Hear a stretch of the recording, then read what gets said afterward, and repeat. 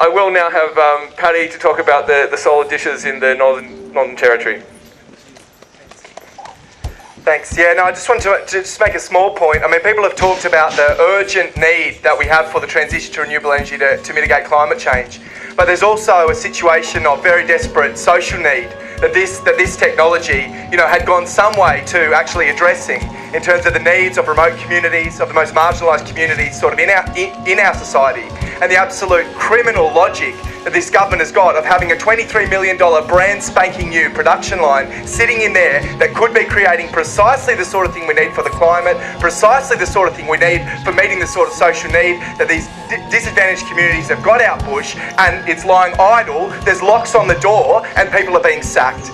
Absolute criminal logic that I think it's incumbent on all of us to challenge and stand up against. I don't know if people heard, but there's been a massive cut reported on the 7:30 report again to the subsidies for solar that bush communities were actually getting, and that was allowing the creation of some sort of solar power capacity in remote communities has just been cut. That's meant job losses in the Northern Territory. That's meant the sort of friends that I have living on outstations, on remote outstations, who at the moment are having to travel hours into town to buy diesel, which they can't afford. There'll be an income management card that they get through the intervention. Hours to buy diesel that they can't afford. They're actually trying to apply and trying to push for having a solar system out on their community that could provide that sort of power. They've got absolutely no chance of getting those things now. The subsidies being cut, the factories are being closed down. The very successful bushlight program in the Northern Territory is under threat and is also looking like it's going to have to be closing down. I called last night from friends in Alice Springs town camps who've got no power, actually. Blackouts that they're experiencing now because they can't afford the power tokens that they've got to pay the centralised power and water agency to actually switch that power on. If they had one of these systems in each one of those town camps, there could be the power there actually for those people, and we could be addressing these needs. But what is the government doing?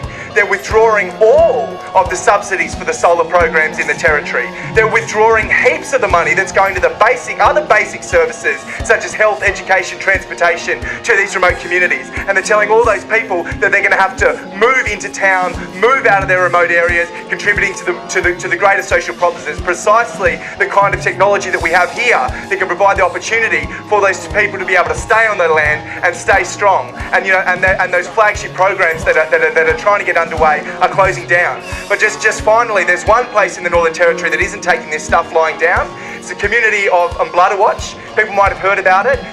They've had enough of the intervention. They've had enough of being controlled. They've had enough of being told that they're going to get all their basic services removed, and they're going to have to move. And they've walked off their community and set up a protest camp outside the boundaries of the intervention controls, and are saying very clearly to the government, we're setting up this protest camp and we're not moving and we're not going back to our community until our demands are met. We're going to challenge your logic head on. And I think it's that spirit we need here in Abbotsford, in Melbourne. They've got a $23 million piece of infrastructure in there to build solar components, and they want to take it overseas. I think we need to build a community campaign that says there is no way that you're going to get that infrastructure out of this factory and sell it overseas. We are going to build a campaign, if it takes the protest camps here, to say we're going to actually set up and we're going to say no and go out. We're not going to accept this logic, and we're going to fight it head on. There is no way that you're going to get away with sacking workers in the middle of the economic crisis, in the middle of the climate crisis. We need these people, these workers, the brilliant workers, put so much time and energy into it. We desperately need them to stay together. We desperately need them to be able to continue to do their work and work on this technology. And we are not going to sit here while they cut that back, and while they disband those workers and disband that factory. It's not on. And I think we have to bring that spirit and say this is the start of something very important. This is the start of something that can actually say the green jobs is not just a slogan that we make. How are we going to create new green jobs if we can't even save the ones that are already existing? It's not just a slogan. It's something we're going to make real, and it's something we're going to fight for in the here and now. So yeah, thanks very much for that opportunity. So I was thinking, one slogan, I think we should have a bit of a chant. I think, open up the factory, Rudd, solar jobs now. Open up the factory, Rudd, solar jobs now! Open up the factory, Rudd, solar jobs now! Open up the factory, Rudd, solar jobs now! Open up the factory, Rudd, solar jobs now! Open up the factory, Rudd, solar jobs now! Open up the factory, Rudd, solar jobs now! jobs now.